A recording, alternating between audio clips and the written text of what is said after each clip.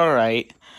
I just want to make this quick video, short, but whatever. So this fan spins for like 3 minutes at a time and then just randomly shuts off, and the lights don't work at all. Does anyone know how to fix the problem? Like, see, look. The light switches on and it was working just a few minutes ago, and then it just randomly shut off.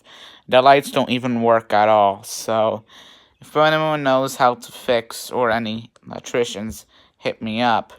What the fuck? I don't know. Just someone. If I don't know. If anyone knows how to fix this fan, please let me know.